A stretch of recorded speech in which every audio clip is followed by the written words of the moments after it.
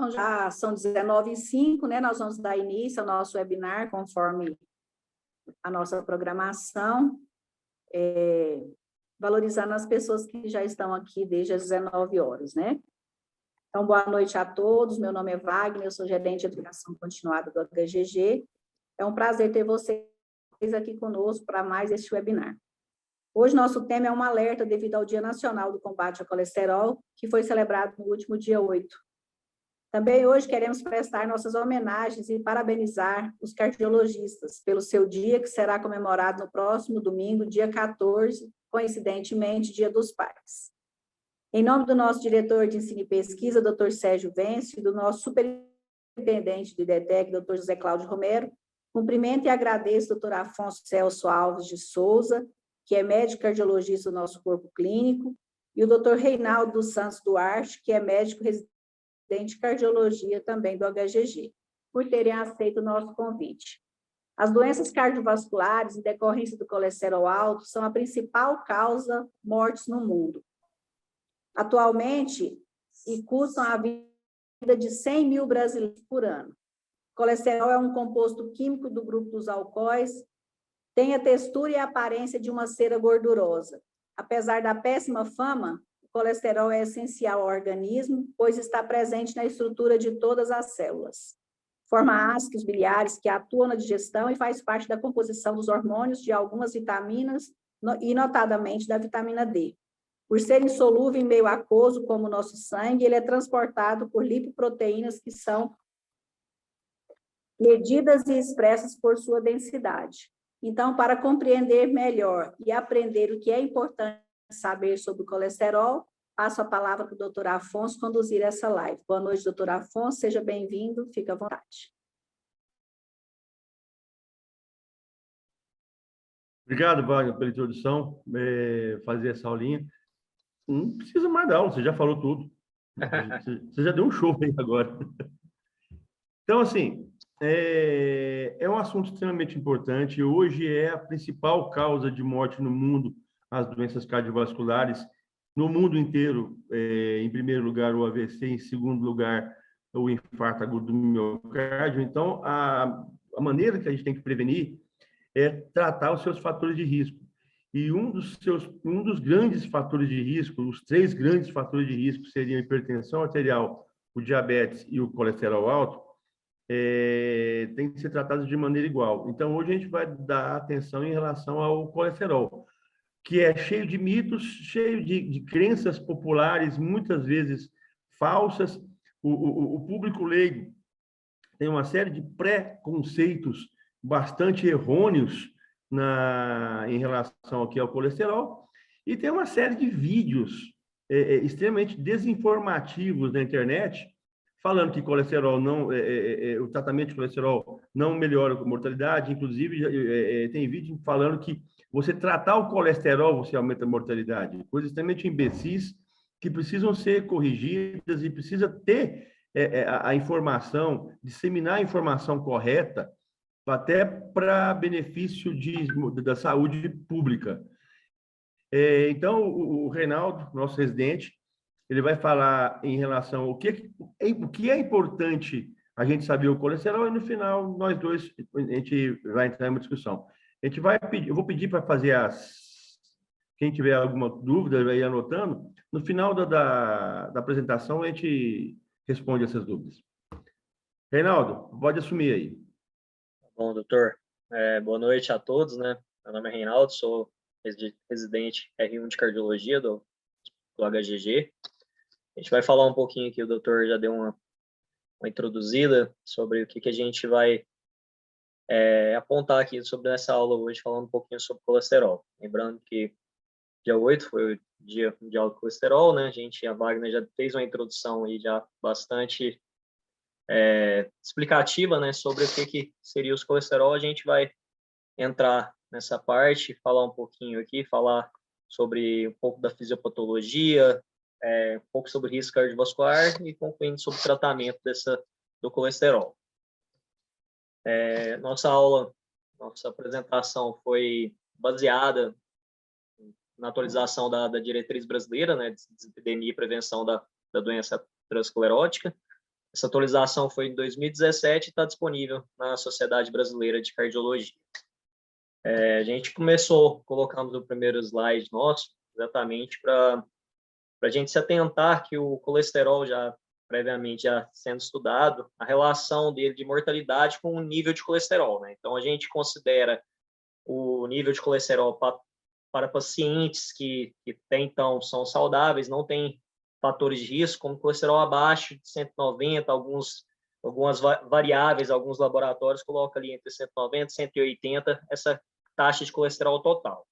Então, a gente vê que, no gráfico mesmo em si, autoexplicativo, que a gente vê que quanto maior a taxa de colesterol, ele aumentando, ele poderia até 140, aumentando ali, passando pelo 200, a gente vê que tem um aumento da taxa de mortalidade com esse colesterol um pouco mais alto. A gente vai ver um pouco mais sobre cada tipo de colesterol, o LDL, triglicerídeo e o HDL, e essa implicação no nosso meio e também, posteriormente, o tratamento deles. Os aspectos gerais, como a Wagner introduziu bem, né? Então, do ponto de vista clínico mesmo, os lípidos, né? Os esteroides mais relevantes que a gente implica na nossa situação clínica são os fosfolípidos, que compõem basicamente a estrutura celular, a membrana das células mesmo. Então, os fosfolípidos vão ser a parte dos lípidos que vão formar membrana celular. Os colesterol mesmo em si são os precursores dos hormônios esteroides, de ácidos biliares e da vitamina D, né? Então, a gente vê que a vitamina D é a vitamina que é formada por colesterol. Então, a gente muitas vezes tem essa falsa impressão que o colesterol existe só de uma forma maléfica, mas a gente pode ver que para a formação da membrana celular, a gente tem os fosfolípidos, que são os lípidos que são a formação mesmo em si das células, e também a vitamina D, que forma o colesterol. Os triglicerídeos vai fazer o armazenamento energético, então vai ser importante no organismo, e eles são depositados nos tecidos adiposos e no tecido muscular. E temos também os ácidos graxos, né? Então, a gente vai classificar os ácidos graxos de acordo com o número de ligação que ocorre entre os átomos de carbono. Então, a gente vai classificar os ácidos graxos entre saturados, monoinsaturados ou poliinsaturados. Os saturados são os ácidos graxos mais presentes na nossa alimentação. Os monoinsaturados vão ser a forma dele vai ser o ácido oleucóico, que vai ter 18 ácidos de carbono. Os poliinsaturados a gente vai ver os mais comuns são o ômega 3 e também o ômega 6.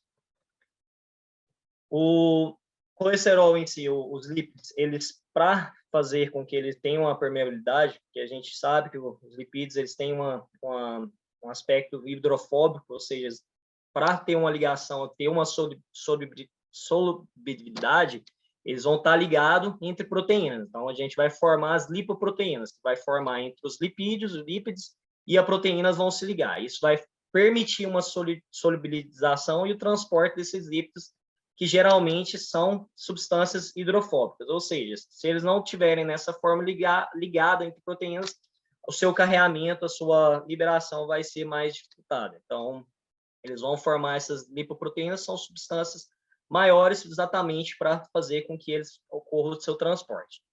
A gente vai ter 4 grandes classes, né, de lipoproteínas, e elas vão ser separadas em 2 grupos, o grupo 1A, 1B e o grupo 2A. O grupo 1A, a gente vai ter os quilomicros, que eles vão ser substâncias ricas em triglicerídeos, eles são maiores, menos densas, e geralmente a origem dele é intestinal.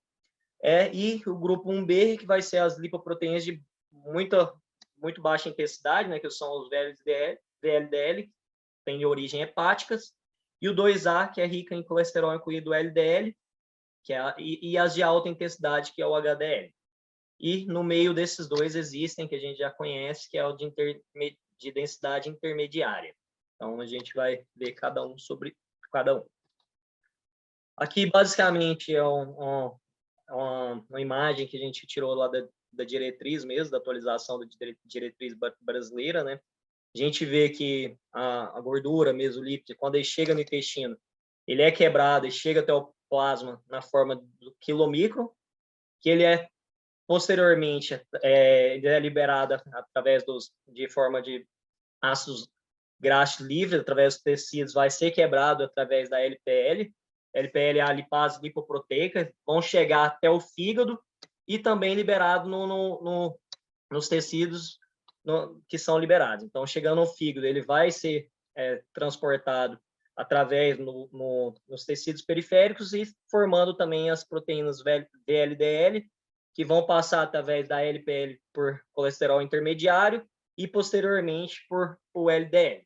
Essa parte que cada um, eles vão ter suas denominações, né? Então, a gente vai ter o ciclo endógeno, que vai ser o ciclo através do fígado, o ciclo exógeno, que vai ser dessa liberação nos tecidos, que é a liberação dos ácidos graxos livres para os tecidos, e o transporte reverso, que vai fazer através dessa LCAT, né, que é a leticina, colesterol, acetiltransferase, que é um transportador que vai fazer com que o HDL retire esses restantes, esses remanescentes de ácidos graxos que estavam no tecido, retornando até o fígado e fazendo esse transporte também, formando o VLDL. Então, o HDL, a gente vai ver que ele vai retirar esses remanescentes de ácidos graxos livres, retornando para a metabolização no fígado, transformando ele em colesterol. Metabolismo das proteínas. A gente vê que tem vários enzimas, mas as mais estudadas, as mais presentes, até mesmo que muitas vezes a gente vai utilizar de medicamentos que vão inibir essas enzimas, então a gente vai focar muito nessas três, que é a hidroximetilglutaril coenzima redutase, que vai ser uma enzima chave para a síntese de colesterol hepático, a PCSK9, ela vai ser uma enzima presente no fígado, intestino e rins, que vai inibir o LDL receptor e vai aumentar os níveis dele no plasma. E a proteína de transformação de éster de colesterol, que vai ser uma proteína do plasma que vai facilitar o transporte de éster de colesterol entre as lipoproteínas. Então, a gente fala muito sobre essas enzimas, porque vai ser muitas vezes a fisiopatologia, todo o processo das medicações, muitas vezes vão agir em cima dessas enzimas. Então, é muito importante a gente saber cada uma. No nosso meio, a gente estuda bastante sobre cada enzima por conta do seu processo, que ela facilita ou não. Aterogênese, a gente vê que a aterosclerose é uma doença inflamatória, né? Ela tem multifatores, então, primeiramente, a gente vê que ocorre uma resposta a uma agressão no endotélio, que vai ser a camada íntima das artérias e dos grandes vasos. Então, a gente vê que, primeiramente, até foi uma discussão em uma das aulas nossas sobre colesterol, que, primeiramente, a gente já, desde a infância, até foi pacientes que muitas vezes já tinham falecido de outras causas, pegaram a artéria desses pacientes e foram vistos que, desde a infância, já possuíam estrias gordurosas, que é o quê? Uma lesão inicial que facilitava essa aterogênese da formação da aterosclerose. Então, essas lesões iniciais que vão caracterizar por estrias gordurosas, elas já vai ter desde o nosso nascimento, desde a nossa vida embrionária, na nossa formação, a gente vai ter essas estrias. Então, vão ser um acúmulo de colesterol em macrófagos. Então, a gente já previamente nasce e tem essa facilidade de formação com a gente. Então, isso seria uma coisa que a gente, teoricamente, não mudaria. Porém, com o tempo, né, com a presença de subtipos de linfócitos, que, de acordo com o nosso fenótipo, e processos inflamatórios que podem aderir no endotélio, vai ocorrer a formação do tecido matricial, vai diminuir essa formação do tecido matricial e tornar a placa líptica vulnerável a complicações. Então, pode ocorrer processos inflamatórios que vai desencadeando a doença aterosclerótica em si. Então, começa a fazer a placa de aterosclerótica diversos a vários fatores, né, como hipertensão, dislipidemia, tabagismo, diabetes. Então, vai ocorrer uma agressão lá no endotélio. E isso vai facilitando, fazendo com que ocorra maior inflamação naquela placa. Consequentemente, a disfunção endotelial aumenta a permeabilidade da íntima às proteínas plasmáticas. Isso facilita com que, posteriormente, tecidos vão aderindo, então o LDL vai sofrer oxidação, vai sofrer processo inflamatório na placa, causando a exposição de diversos neotípicos, tornando imunogênico, ou seja, vai começar a desencadear um processo inflamatório mesmo na placa. Então, ocorre posteriormente moléculas de adesão leucocitária, estimulado pelo LDL, que vai atrair mais linfócitos e monócitos para a camada íntima. E isso vai fazer com que capta LDL oxidado, formando as células espumosas. Posteriormente, os macrófagos vão estimular a progressão da placa aterosclerótica por meio de secreção de citocina e de enzimas proteolíticas. Vai amplificar ainda mais a inflamação, degradando o colágeno e os outros componentes textuais. E, posteriormente, os linfócitos T, né, que são menos numerosos, vão produzir também mais processo inflamatório, mais citocina, vai ocorrer mais oxidação das lipoproteínas de baixa intensidade e a produção de quimiotaxia. O que é isso daí? Vai atrair mais linfócitos para aquela placa, liberando espécie reativa de oxigênio, promovendo vasoconstrição e reduzindo propriedades antitrombóticas.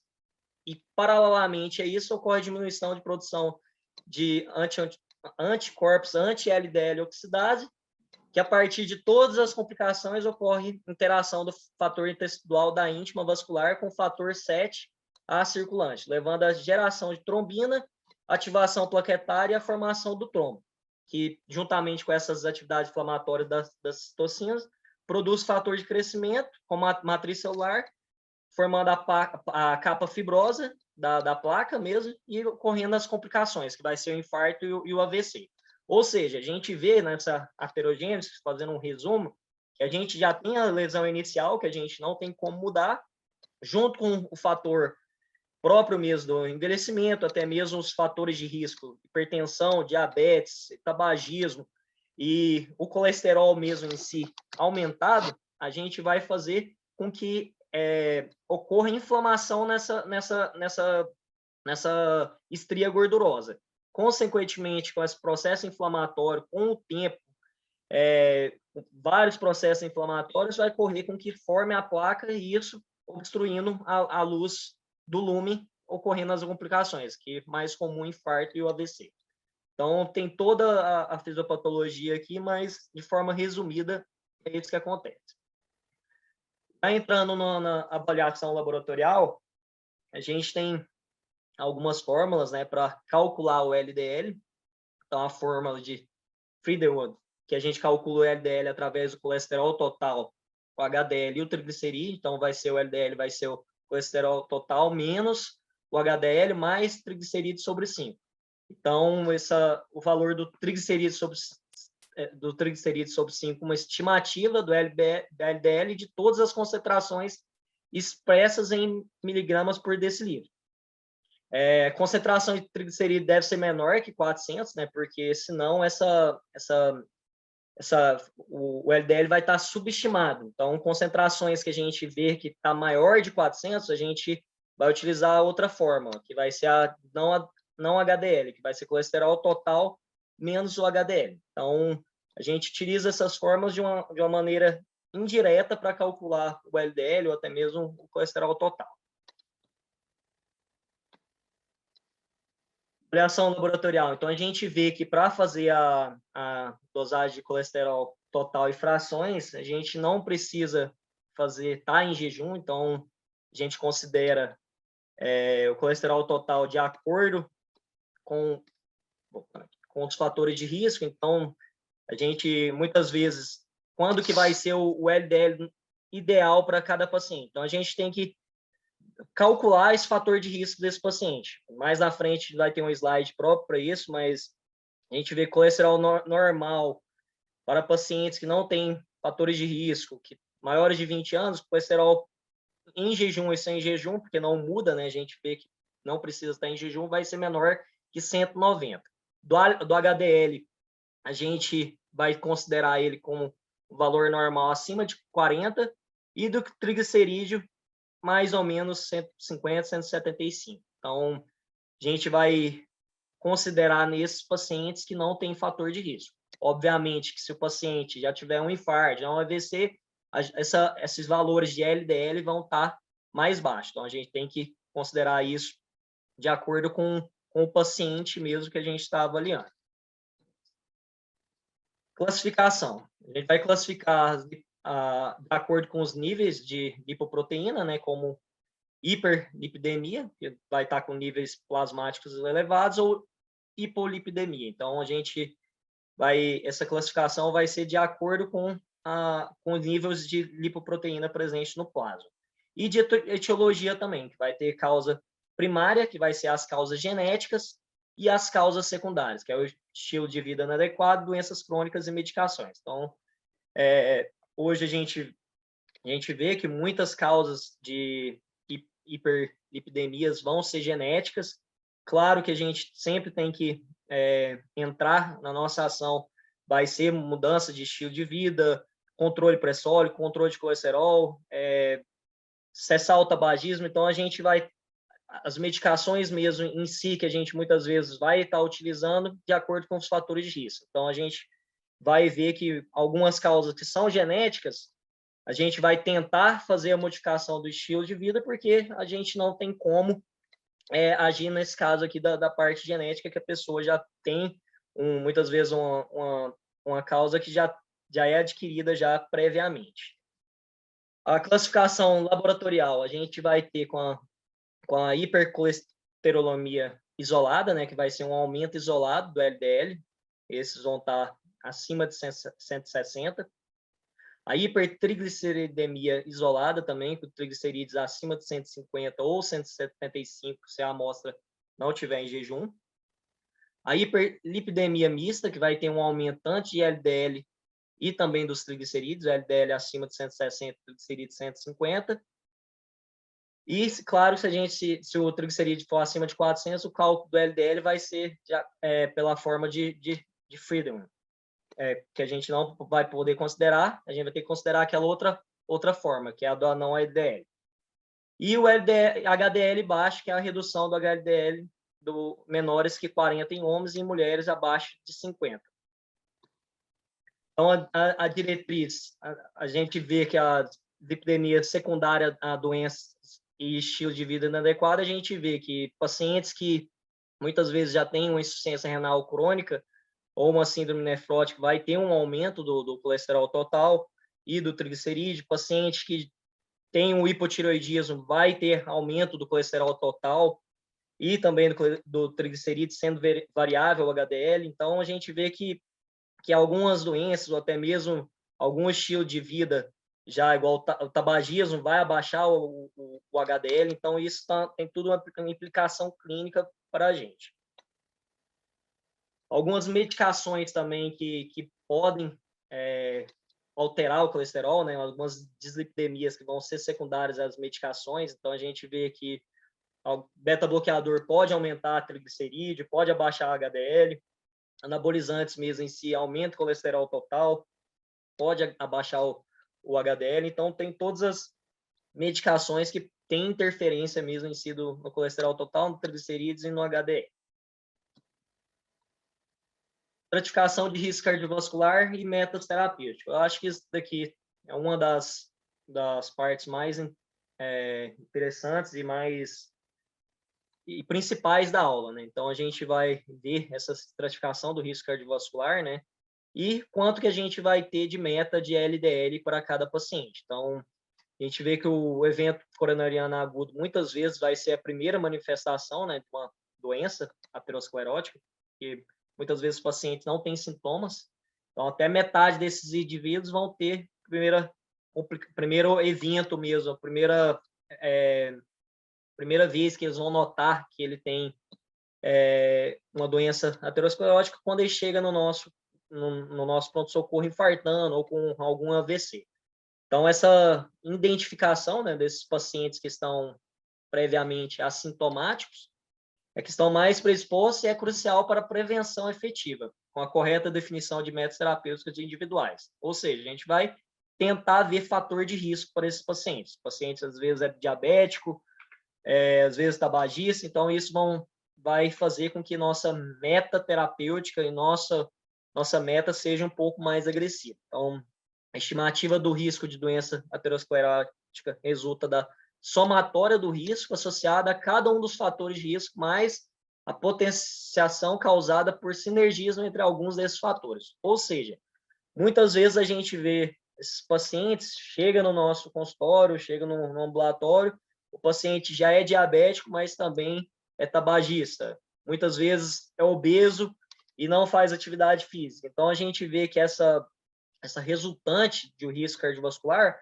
vai somar por vários fatores que ele já tem previamente. O paciente é obeso, diabético, hipertenso e tabagista. Então, o risco cardiovascular dele desenvolver uma doença aterosclerótica vai ser enorme. Então, esse evento, um evento agudo para esse paciente que pode vir a ter, vai ser maior. Então, a gente vai classificar de acordo com algumas escalas, mas os scores mais utilizados hoje no nosso meio é o score de Framingham, score de risco de Reynolds e o score de risco global, que é o score de risco pelo tempo de vida. Então, a gente vai utilizar no nosso meio, basicamente, esses scores, lembrando que tem vários outros.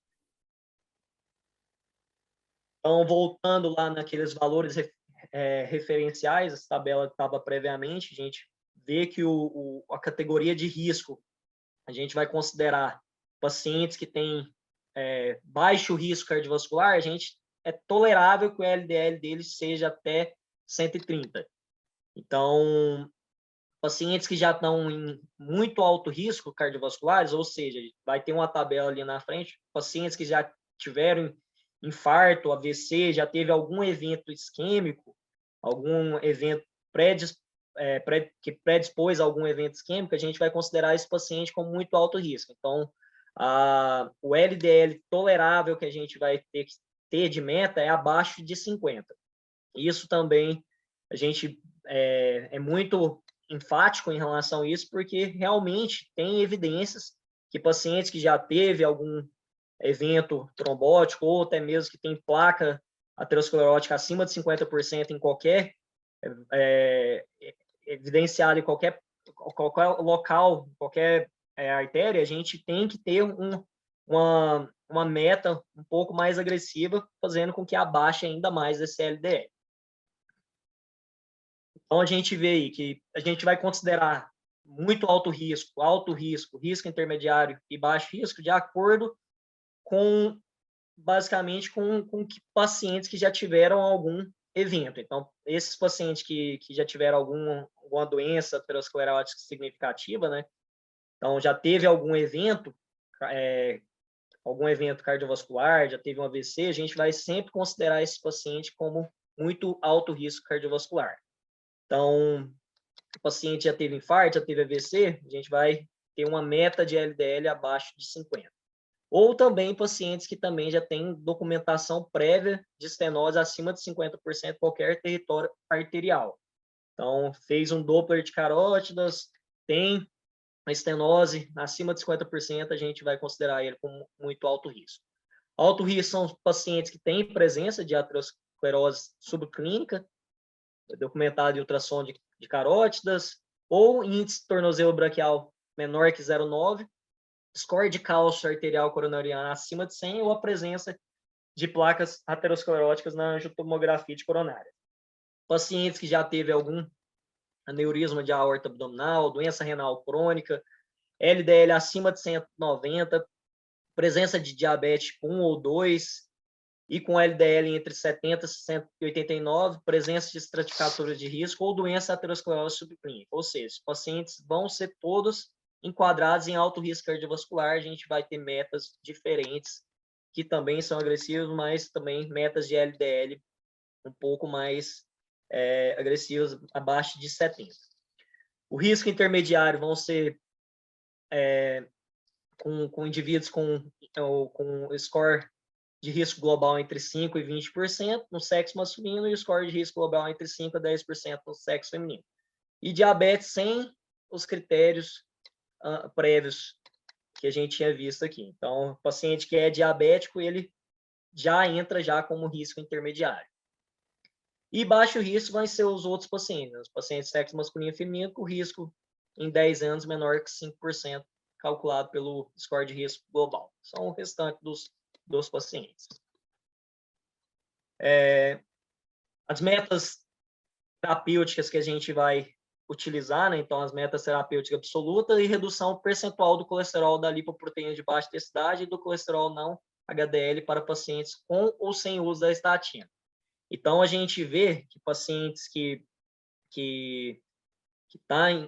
a gente vê que tem um risco muito alto, a gente espera com o uso da estatina que ele reduza o colesterol acima reduz o LDL desse paciente acima de 50%. Então, a gente espera que essa redução seja bem agressiva. Para pacientes que já estão em risco cardiovascular alto, né, esses pacientes que já tiveram algum evento, algum AVC, algum infarto previamente, a gente vai entrar já em medicações, em estatinas de alta potência. Por quê? Porque a gente quer reduzir rapidamente esse LDL desses pacientes. Então, a gente quer fazer uma redução de 30% a 50% do LDL desses pacientes. Então, pacientes que muitas vezes já teve infarto, AVC, a gente vai utilizar de medicações igual a rosuvastatina, atorvastatina, exatamente para diminuir mais rápido esse LDL, fazendo com que diminua o risco, a chance de ter um novo AVC, um novo infarto. Então, a gente tem algumas recomendações, né, para o manejo dos lípidos sanguíneos. Então, indivíduos de muito alto risco cardiovascular, o LDL deve ser reduzido para menor que 50 e o HDL abaixo de 80. Então, isso daí é uma recomendação 1 e um nível de evidência B. A gente tem outros graus de recomendação.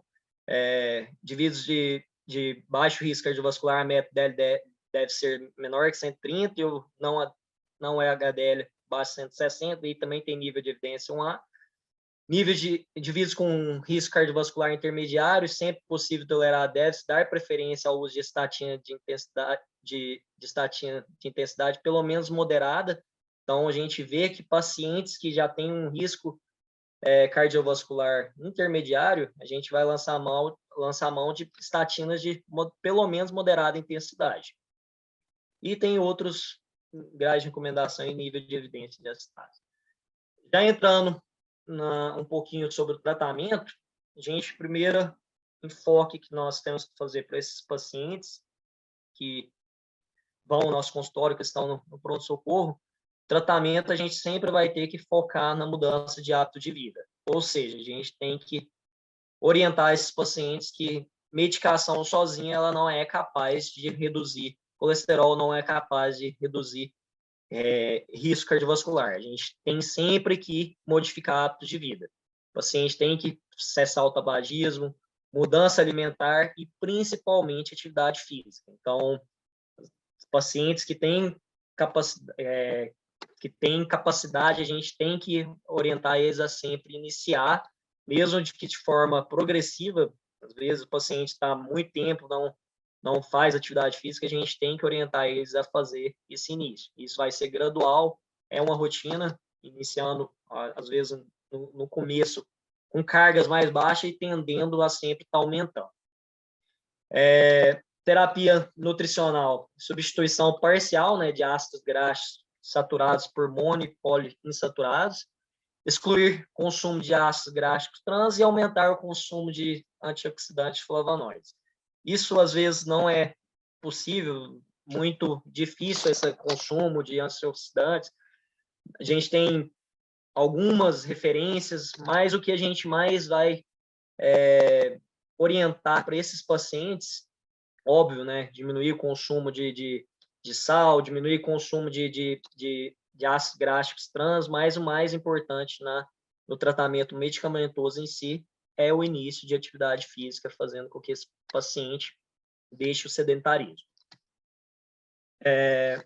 O impacto da modificação de hábitos alimentares e estilo de vida na trigliceridemia, então a gente vê que a redução do peso ela tem uma magnitude muito grande, abaixando os triglicerídeos desse paciente. Então, redução de bebida alcoólica, ingesta de açúcares, aumento da atividade física. Então, a gente vê que tem realmente um nível de evidência A. Então, ou seja, é recomendado para esses pacientes que eles façam isso.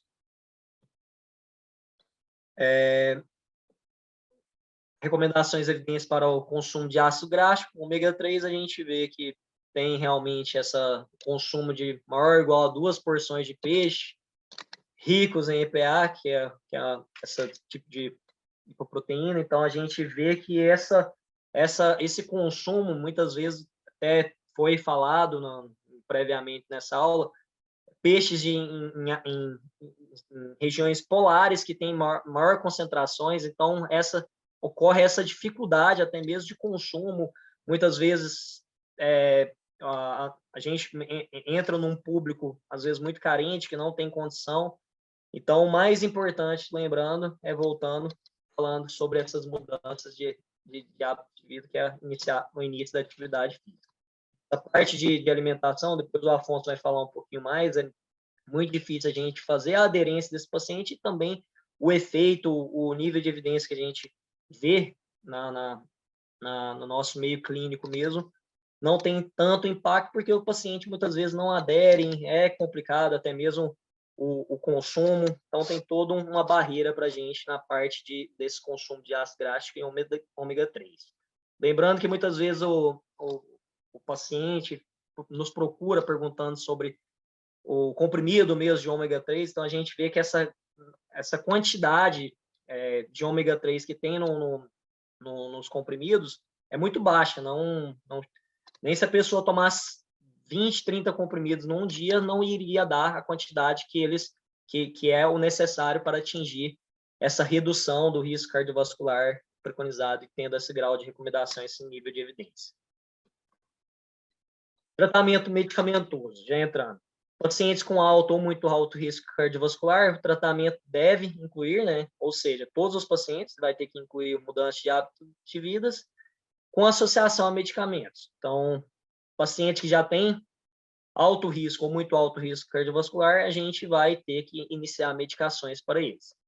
Claro, nunca esquecendo que vai ter que, incluindo esse tratamento medicamentoso, fazer as mudanças de hábito de vida. Para pacientes com risco moderado ou baixo risco cardiovascular, o tratamento deve incluir apenas as mudanças de hábito de vida e associação em uma segunda etapa, caso haja necessidade de medicação para obtenção de metas definidas do LDL. Ou seja, paciente que tem moderado risco ou baixo risco cardiovascular, a gente primeiro vai orientá-los a fazer redução de peso, início de atividade física, cessar tabagismo. Caso ele não atinja essa meta de LDL, a gente vai posteriormente iniciar medicações.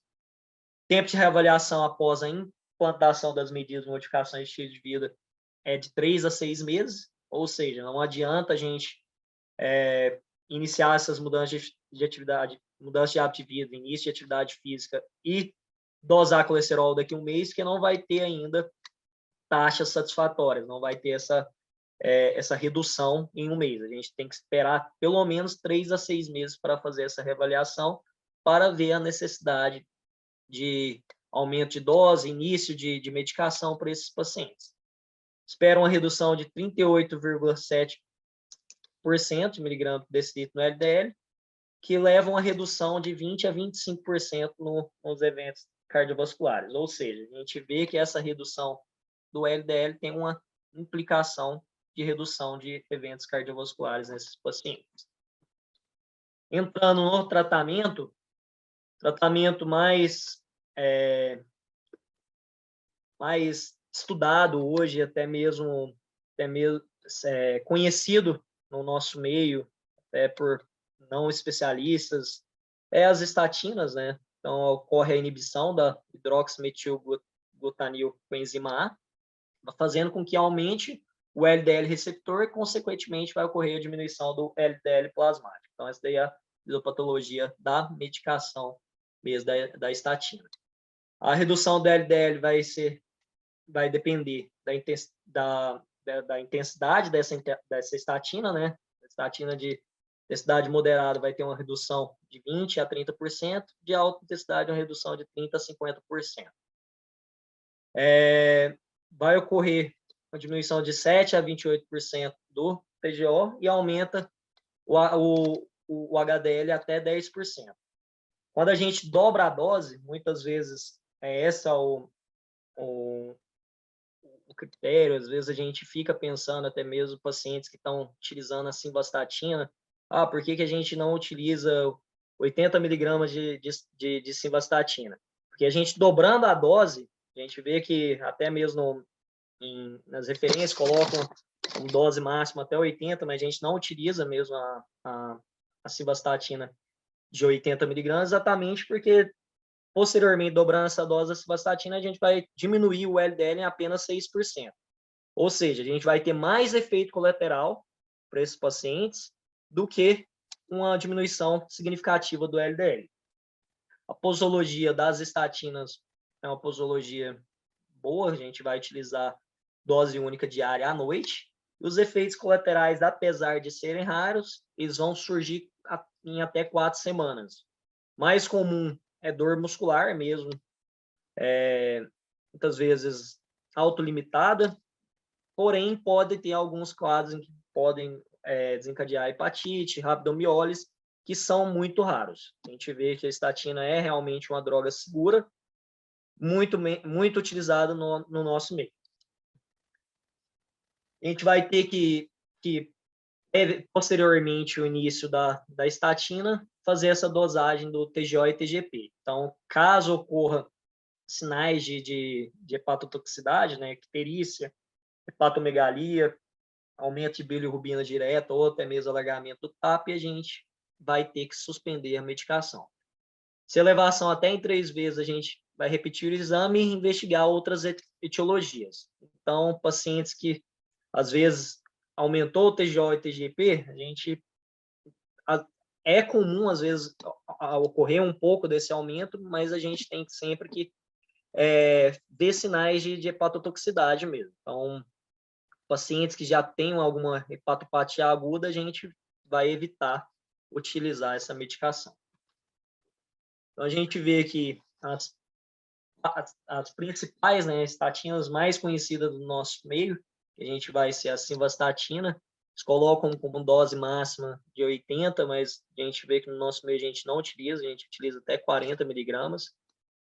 A pitavastatina, que também é utilizada, a atorvastatina e a rosuvastatina. Então, a gente vê que dose equivalente a redução de LDL maior que 50%, na rosuvastatina de 40%, a gente já vai ter essa redução do LDL em acima de 50%. Então, a gente vê que as estatinas de baixa densidade, a simvastatina, a gente não consegue ter essa meta de redução de até 50%. Então, dessas estatinas que a gente conhecida no nosso meio, só a atorvastatina e a rosuvastatina que a gente vai conseguir a meta de redução.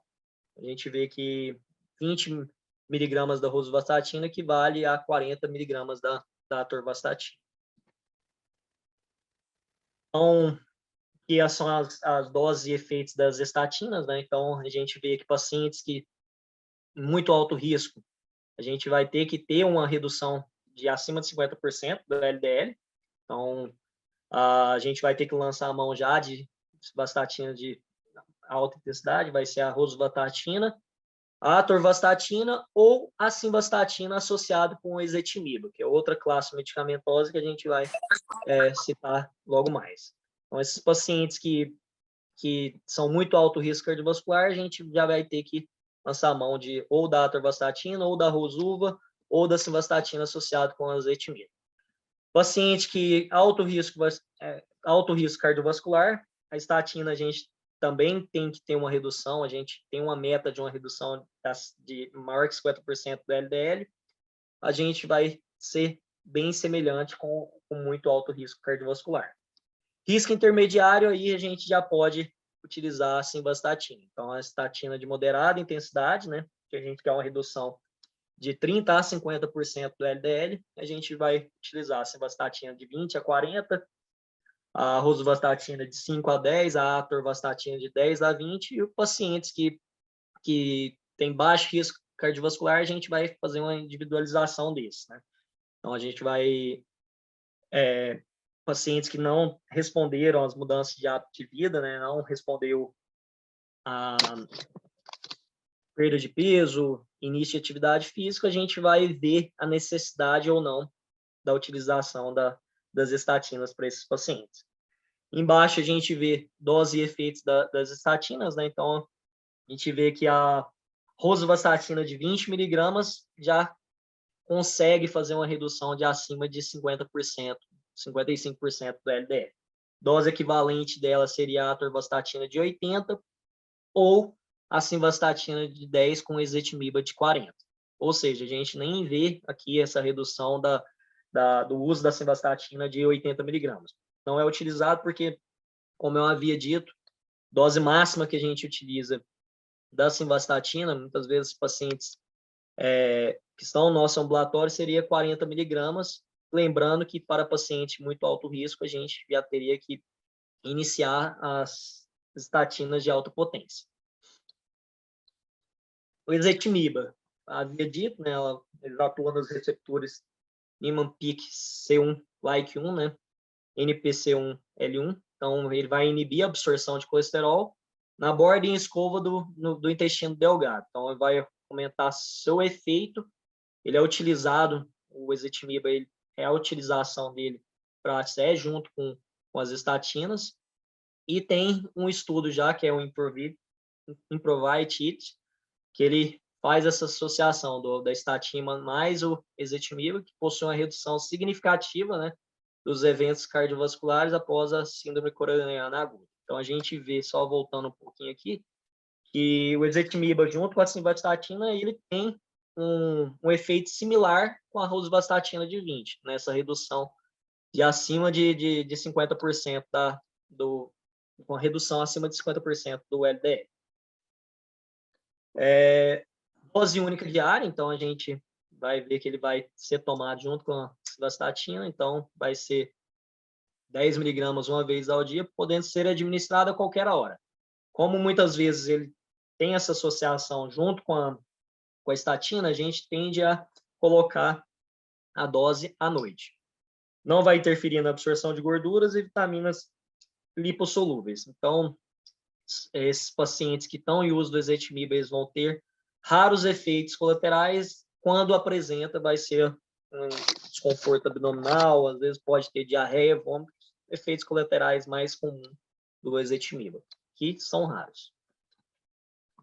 As resinas são os sequestradores, né, dos ácidos biliares, atuam reduzindo a absorção enteral de ácidos biliares.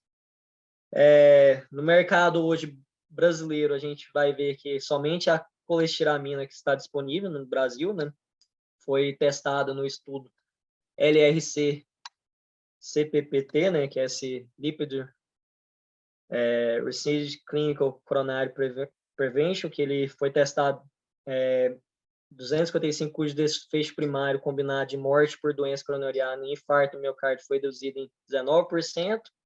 Em adição às estatinas, não existe estudo clínico que comprove o benefício adicional. Pode estar associado com uma estatina de alta potência quando a meta do LDL não for obtida, ou seja, a gente vai utilizar dessas medicações quando a gente não atingiu o LDL como meta. Pacientes que já estão com otimizado de medicações, já tem uma meta de LDL mais abaixo de 50, são pacientes muito alto risco cardiovascular, não atingiu essa meta, a gente vai utilizar dessa medicações, que são as resinas. No Brasil, a colestiramina, a gente vai ter a dose de 4 a 24 gramas por decilitro. Então, o uso dele vai ser nessa dosagem.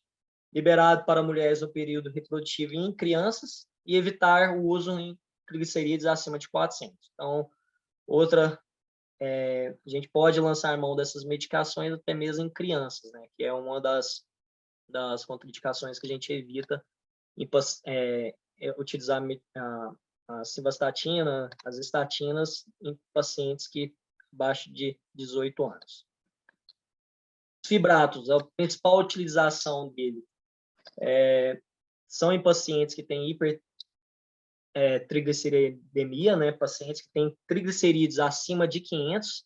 Algumas referências utilizam o triglicerídeo acima de 400, e a sua utilização seria mais para evitar risco de pancreatite. Então, a gente vai ver que são fármacos derivados do ácido fíbrico que agem estimulando os receptores nucleares denominados receptores alfa, ativados da proliferação dos peroxisomas. Esse estímulo leva ao aumento da produção e da ação da LPL, responsável pela hidrólise intravascular dos triglicerídeos e a redução da ApoC3, responsável pela inibição da LPL. Então, a gente vê que os fibratos ele vai ser utilizado quando o paciente tem triglicerídeo muito aumentado. Comum a gente ver pacientes que às vezes já está com triglicerídeo um pouco aumentado, 300, alguns colegas utilizando dos fibratos. Então, a gente tem essa recomendação para utilizar em pacientes que estão com triglicerídeo acima de 400, 500, muitas vezes, que vai iniciar essas medicações. Os efeitos colaterais dessas medicações vai ser trato gastrointestinal, pode ocorrer náusea, vômitos, mialgia, astenia, diminuição de libido, prurido e cefaleia. Então, o mais comum desse efeito colateral mesmo é trato gastrointestinal mesmo. Fibratos mesmo, a gente tem no nosso mercado, que a gente mais conhece, o fenofibrato e o ciprofibrato. Dosagem dele diária do fenofibrato, 160 a 250 mg dia. Vai ocorrer uma diminuição do triglicerídeo em 30% a 60%. Um aumento variável desse LDL de 7% a 11%. E um LDL pode abaixar variavelmente. Então, a gente vê que a ação dele não é no LDL. A gente não vai utilizar os fibratos para redução como meta do LDL, mas sim do triglicerídeo. Ácido nicotínico, que é a niacina, vai reduzir a lipase textual dos adipócitos, levando à redução da liberação dos ácidos graxos. Não houve benefício na redução de eventos cardiovasculares.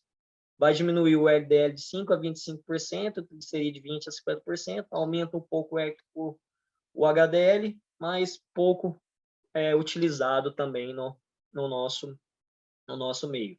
Então, a gente vai ver que esses pacientes que às vezes não estão respondendo com estatina, não responde com ezetimiba, a gente está associando algumas medicações, aí sim que a gente vai pensar em utilizar esses outros medicamentos. E os ácidos graxos com ômega 3, como eu havia falado, né, são derivados de óleo de peixe, as doses recomendadas de 4 a 6 gramas dia, reduz o triglicerídeo, elevam o HDL. Dose diária de 2 gramas por dia, 2 vezes ao dia.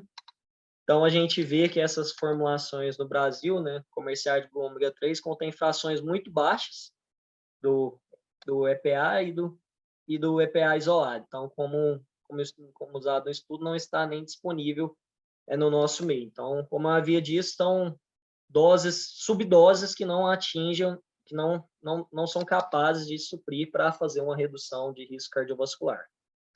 Portadores de doença arterial coronariana, dose de 1 grama dia reduziu eventos cardiovasculares, e as diretrizes atuais recomendam o uso apenas em associação com outras terapias redutoras de triglicerídeos.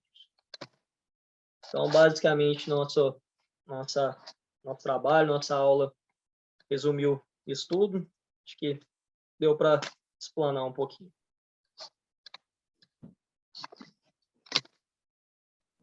Eu só não consegui pegar o restinho da aula, que minha conexão aqui acabou de cair. Depois do fibrato, não vi mais nada.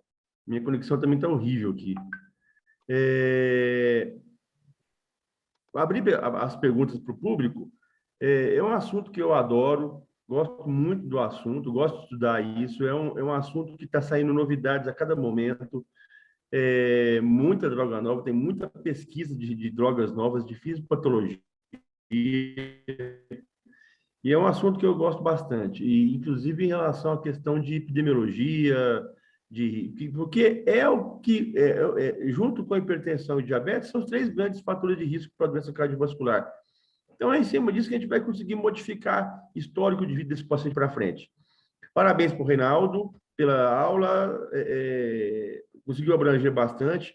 Eu achei até que ele foi um pouquinho mais profundo. Eu achei que eu queria ser uma aula um pouquinho mais superficial, porque tem muitos não médicos aqui na aula, e mesmo mineralistas não têm essa profundidade de conhecimento em relação ao colesterol, metabolismo do colesterol, as especificações em relação às medicações. Então, vamos abrir as perguntas aqui. Quem quiser, quem tiver alguma dúvida, estamos aqui à disposição para responder.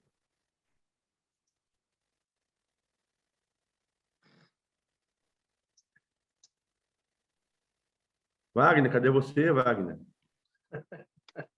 Oi, meu querido, estou aqui, não temos nenhuma pergunta, né? Ninguém. Peraí, tem um no chat aqui, ó. Não, foi só a Nathalie que falou oi. Parabéns pela exposição.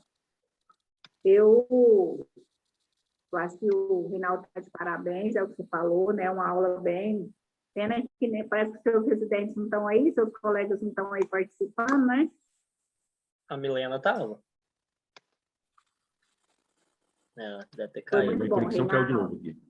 Eu acho que o senhor poderia fechar, doutor Afonso, ou você, ou o Reinaldo, falando para esse público nosso aqui mais leigo, que realmente esse mito, né, que a gente tem tem colesterol, colesterol faz mal, o colesterol está alto, essa compreensão mesmo, mas assim, o que a gente pode fazer para estar bem com essa questão do colesterol, o que vai trazer benefícios para a nossa saúde, para a gente manter o equilíbrio desse colesterol no nosso organismo, uma vez que a gente já viu que ele também é importante para a nossa saúde. O paciente que não tiver um colesterol alterado, para começar só a questão da prevenção, nada diferente em relação ao que já passado em relação à colocação da cultura popular. Atividade física é fundamental, o exercício vai modificar o metabolismo dos lípides, o controle de peso e fator alimentar. A gente mostrou que as dislipidemias têm muito, principalmente o colesterol, diferente do que reza o imaginário popular. Eu tenho um colesterol alto porque eu como muita gordura. É errado. O colesterol é doença genética. Mas, então quer dizer que eu posso comer o que quiser. Não, a dieta errada, a dieta hipercalórica com alto risco alto teor lipídico, vai trazer muito mais, vai trazer outros fatores de risco que não a dislipidemia. Eu vou aumentar a triglicéridos, eu vou aumentar a glicemia, eu vou aumentar a obesidade, que são outros fatores de risco. Então, basicamente, a mudança de hábito de vida, principalmente controle de peso, atividade física e bons hábitos de alimentação. O Alessandro perguntou aqui, onde é que você busca o chat aqui? Que o Alessandro fez umas perguntinhas aqui, mas o chat saiu aqui. Deixa eu pegar aqui o chat, as perguntas do Porcino aqui. Ô, doutor, eu posso falar aqui. Por favor, Alessandro. É o seguinte, na palestra aí, na aula, o professor comenta aí, né, que as cápsulas de ômega 3 têm uma concentração muito baixa. Às vezes, se eu tomar 20, eu ainda não vou conseguir repor a quantidade necessária, né? Qual que seria a alternativa? Oi, perdão, desculpa. Eu falei assim, terminar, desculpa. Qual seria a alternativa para eu conseguir repor esse teor de ômega 3 que eu deveria consumir, vamos dizer assim? A questão do ômega 3 ainda é uma questão bastante controversa, porque você tem estudos muito dúbios ainda. Recentemente foi feita uma grande análise de vários estudos, uma meta-análise de vários estudos com o ômega 3, e mostrou que o ganho de benefício em relação ao ômega 3 é muito pequeno, que não justificaria, talvez, fazer suplementação isolada. O ômega 3 ele vai usar muito mais para triglicéridos. Ele é um ajudante bem fraquinho, tanto que para a questão especificamente do colesterol, a gente usa ele pouco. O problema nosso é que os peixes, igual o Reinaldo falou, os peixes que são mais ricos em ômega 3 são os peixes de água salgada fria, salmão e congêneres. Os nossos peixes aqui de couro são muito ricos em ômega 6, que tem muito pouco benefício cardiovascular. Essas cápsulas nossas, além de elas não serem purificadas, você tem um teor muito baixo de ômega 3. E a questão também é que não tem nenhum estudo mostrando, primeiro, que tem essa eficácia toda, e segundo, não só baixar o colesterol, mas mostrar algum benefício a longo prazo do que essa redução vai fazer. Porque uma coisa importante, uma lição importante que a gente tem que dar aqui, é que, por exemplo, as estatinas, que são drogas que têm um benefício cardiovascular gigantesco, de todos os estudos de intervenção medicamentosa que a gente tem na medicina, não só na cardiologia, as estatinas são estudos que mais impactaram em mortalidade. Mas é pelo simples fato de você diminuir o colesterol? Não, não é só isso. Mas tem muitos outros efeitos benéficos que, no final das contas, vão ter muito mais importância que a queda simples, pura e simples do colesterol, que é o que a gente chama de efeitos pleiotrópicos. O que significa isso? São efeitos que a droga vai fazer, além do efeito para o qual ela foi fabricada. Então, seria como se fosse um efeito colateral do bem. Então, as estatinas têm um benefício gigantesco de mortalidade, de diminuição de risco cardiovascular. Então, hoje ele é um dos principais pilares do tratamento da cardiologia, tanto de prevenção primária, para quem nunca teve nenhum evento, como secundária, para quem já teve algum evento, para não ter novos eventos. Então, as estatinas têm uma documentação muito importante de benefício. Já a ômega 3 não tem. A ômega 3 não tem esse benefício.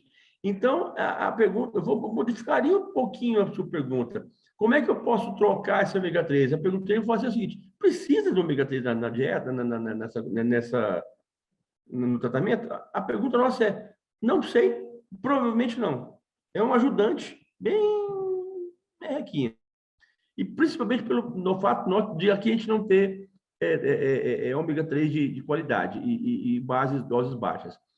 É muito mais importante, você falou aqui, fazer a mudança de risco importante, e de todas as intervenções que eu puder fazer para modificar risco, de longe, a que mais vai te trazer impacto chama-se atividade física. Exato. 150 minutos por semana, dividido em 3 a 4 vezes por semana. Isso de longe é o que mais vai te trazer benefício. Agora, em relação ao que você perguntou... Ou seja, uma caminhada vai me trazer mais benefício do que se eu comesse uma baleia, Sim, né? Isso eu tenho um concentração de ômega 3 mostrando isso. O exercício físico vai ter muito mais benefício por cento que o ômega 3. Não tem nem dúvida disso. E igual o doutor falou aqui... Oi? Doutora, eu tenho uma pergunta. O senhor falando a respeito da diminuição do colesterol, eu li alguma coisa uma vez sobre o açúcar também tem relação ao aumento do colesterol no organismo. Isso procede? Não é bem que o açúcar tem algum efeito. São situações distintas. O problema é que o distúrbio do metabolismo dos açúcares associado com o distúrbio do metabolismo dos lipídios são duas situações distintas, mas que juntas vão potencializar o efeito destruidor de mortalidade a longo prazo. Então, não é que o açúcar atrapalha, mas são dois fatores de risco distintos. Um vai piorar o efeito do outro, mas não tem relação direta em relação à fisiopatologia. Não é, o açúcar não tem relação com isso. Agora, ficou faltando uma perguntinha do Alessandro aqui, que ele me perguntou aqui, para quem tem histórico familiar de cardiopatias, quais são os exames indicados de rotina e a periodicidade? Basicamente, fazer o exame de glicemia e o básico, glicemia e o perfil lipídico. Uma vez por ano, tá bom. Igual se você tiver alguma alteração, aí já valia mais. E para fazer a atividade física, pelo menos um eletrocardiograma em uma boa consulta, você tendo um bom exame clínico, eu consigo fazer uma boa estratificação de risco sem o teste ergométrico. Agora, se quer fazer uma atividade física mais intensa, seria bom o teste ergométrico, mais para a gente verificar a segurança de você estar se submetendo à atividade física. Mas o eletrocardiograma inicial e periodicamente os exames de sangue, principalmente para a gente ver glicemia e perfil lipídico, já é um excelente começo. Alguma coisa mais além disso, só se tiver necessidade. Mais alguma coisa? Ok. Em relação ao que eu estava falando aqui, a questão do açúcar, às vezes que o pessoal faz confusão, é que tiveram alguns estudos, isso começou com um grande estudo feito com a rosuvastatina, que foi o Júpiter, que mostrou que existiram casos novos de diabetes com o uso da estatina. Aí ficou um auê, estatina da diabetes. Não é bem assim. Realmente tiveram casos novos, mas a análise dos pacientes que tiveram esses casos novos de diabetes no estudo mostraram que foi mais frequente em mulheres, e mulheres que já tinham sobrepeso e outros fatores de risco que já mostravam que seriam um alto risco para diabetes. Então, o que a gente mostrou é que provavelmente foi só uma aceleração de pacientes que já teriam um risco aumentado para ter diabetes. A rosuvastatina só fez desencadear esse quadro. Mas isso foi uma coisa rara, muito baixa, e quando você equipara com o benefício foi extremamente, gigantemente maior. Então, assim, por causa de 1, 2 casos, eu vou deixar de prevenir 100, 200 casos. A magnitude de diferença foi mais ou menos perto disso aí. Então, assim, tem relatos, sim, de que você tem casos novos de diabetes em pacientes em uso de estatinas de alta potência, mas em pacientes que já tinham predisposição prévia, isso pode ser corrigido com simples mudanças de hábitos de vida, e o benefício da estatina é muito maior que o risco. Então, não tem nem de perto se cogitou em talvez fazer alguma restrição de segurança. Então, é uma coisa que clinicamente é irrelevante. Esse é o único assunto em relação ao açúcar e lipídios que eu acho clinicamente relevante. O resto são situações distintas, mas que juntos vão aumentar o risco. Perfeito. Afonso, obrigado aí Reinaldo, pela exposição. Eu concordo plenamente. E em relação a essa questão do açúcar aí que perguntaram, é isso mesmo. Na verdade, se a gente tivesse um remédio só no mundo para tomar, era estatina. Esse eu acho que é o remédio mais bem inventado da história da humanidade, né? O estudo Stino, por exemplo, mostrou que 75% da doença cardiovascular é hipertensão e colesterol. O diabetes entra como um tijolinho a mais dentro dessa construção ruim aí, né? É perfeito o que você falou. Só em relação a isso, uma estatística que eu acho muito legal, mundial, isso aí é feito mais... tudo que a gente fala de estatística ocidental é Estados Unidos e Europa, o resto entra de gaiato. Você vai ter 1 ou 2 estudos picotados, e países de mais baixa renda não existe estudo. Não tem nem saúde pública quanto mais estudo. Então, do que a gente falar aqui de estudos em população ocidental é Estados Unidos e Europa. E nessas populações a gente tem o seguinte: a principal causa de morte no mundo é AVC. A segunda principal causa de morte no mundo é infarto. No Brasil, até bem pouco tempo atrás, esse era invertido. O infarto era maior do que AVC. Agora, o Brasil resolveu acompanhar os países, deu uma invertida. No Brasil também, hoje, pelo menos nos últimos anos, AVC é mais frequente. Se você for analisar a fisiopatologia, 95% dos AVCs no mundo são diretamente relacionados com hipertensão arterial. E 75% dos infartos são relacionados diretamente com hipertensão arterial. Ou seja, se você for analisar friamente, a doença que mais mata no mundo chama-se pressão alta. E colesterol alto e diabetes são, junto com a pressão alta, os 3 grandes pilares da doença cardiovascular. Ou seja, diabetes não é um tijolinho. Você tem 3 tijolos gigantescos aí, que é a pressão alta, diabetes e o colesterol alto. Eu acho que não tem um mais importante que o outro. São os 3. A questão de hipertensão talvez seria mais importante unicamente pela prevalência. A gente tem a estatística geral em torno de 10% da população do mundo diabético, em comparação com 30% da população do mundo hipertensa.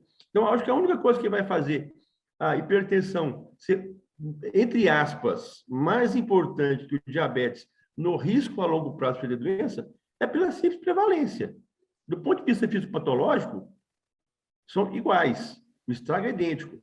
Inclusive, eu acho que o diabetes é um pouquinho mais assustador a questão, que a hipertensão é um pouco mais mecânico, a hidrodinâmica. A diabetes não, a diabetes tem muita coisa com metabolismo, então acho que ela tem mais braços para atrapalhar aí. Então não adianta, a hipertensão dislipidemia e diabetes. São os 3 grandes pilares. É em cima disso que a gente vai trabalhar a prevenção no mundo. Não tem conversa. Perfeito. Então, o que eu puder fazer para tratar é baixar a pressão, tratar o colesterol e tratar a dislipidemia. E hoje a gente percebe que curva J. O que é curva J? Até quanto que eu baixar, isso é uma noção importantíssima que às vezes o leigo não tem. O que é curva J? A curva J é o seguinte: quanto mais eu baixar o nível de algum processo, se eu baixar demais, a partir de um certo ponto eu não vou mais trazer benefícios e vou trazer malefícios. Com o diabetes, claramente tem. A hipoglicemia mata mais, é mais perigosa para mim que a hipoglicemia. Então, a diabetes tem uma curva J muito clara. A hipoglicemia é benéfica, é maléfica, mas eu tenho que baixar até um certo ponto. Se eu baixar mais do que isso, eu vou piorar. A hipertensão já é um pouco mais nevoada. Eu tenho indícios de que eu teria uma curva J na hipertensão, mas eu não sei qual que é o ponto base aí, e isso claramente é individual. A partir de qual ponto, se eu baixar a pressão além daquele ponto, isso passaria a ser maléfico? Não sei, não sabemos, e com certeza isso tem variação individual. Agora, com a dislipidemia, claramente não tem ponto J. Colesterol, quanto mais baixo, melhor. Ah, mas antigamente você tinha aquele negócio, se eu baixar colesterol demais, eu vou ter aumento de câncer de colo, depressão, suicídio. A gente mostrou que isso foram estudos pontuais que não têm valor estatístico nenhum. Estudos sérios feitos hoje mostram que quanto mais baixo, melhor. E como nós temos hoje uma droga extremamente potente, a gente não usa mais ela por causa de um custo muito elevado, que são os inibidores da PCSK9, a gente está conseguindo ver cada vez mais claramente que quanto mais baixo, melhor. A gente tem vários e vários e vários casos mostrando pacientes com colesterol de 0 que estão continuando benefício. Ou seja, o paciente com zerou o colesterol, ele teve mais benefício que quem tinha colesterol de 5, 10. Ah, mas se eu não tiver colesterol ele é necessário para uma série de ações necessárias à vida, formação de hormônios sexuais, esteroides, vitamina D. A gente mostrou que, nesses estudos, que zerou o colesterol, o paciente não modificou a fisiologia dele. Ou seja, com certeza, ele está conseguindo manter essa fisiologia baseada em outros processos. A gente tem uma noção farmacológica que, para cada via fisiológica do organismo, o organismo tem 2 ou 3 vias alternativas para caso aquela via for bloqueada. Isso já é um conceito extremamente definido que a gente tem. Então, o colesterol, eu já tenho um monte de estudos mostrando que quanto mais baixo, melhor. Isso é importante, porque a gente vê demais na clínica diária, médicos generalistas, ginecologistas, vejo fazendo muito. Ah, se o colesterol já baixou demais, eu posso tirar a estatina, não precisa mais. Errado, de jeito nenhum. Essa é uma coisa que a gente tem que combater bastante. E a gente vê ainda muito na clínica diária isso. O médico generalista, que às vezes não tem uma formação tão boa assim, em relação ao estudo de lípides, chega um paciente com LDL de 40, que para ser benéfico, não, seu colesterol baixou demais, vamos tirar o remédio que não pode ficar assim. Essa noção que a gente tem que passar. O colesterol não tem esse malefício. Então, quanto mais baixo o colesterol, melhor. A gente tem estudos mostrando que zerar o colesterol é seguro. Essa é uma noção ainda recente que a gente precisa divulgar isso melhor. Perfeito. Mais alguém tem alguma dúvida? O nosso tempo já está estourado. A gente quer agradecer a você, o doutor Reinaldo, pela excelente aula, né? A gente teria bastante assunto aqui ainda para falar. Eu queria passar a palavra para o doutor Sérgio, que é o nosso diretor, está presente para fazer encerramento. Obrigado, doutor Afonso. Obrigado, doutor Reinaldo. Obrigado, Wagner. Afonso, obrigado, meu irmão. Excelente mesmo, Reinaldo. Parabéns, viu? Obrigado pela presença aí. Boa noite a todos.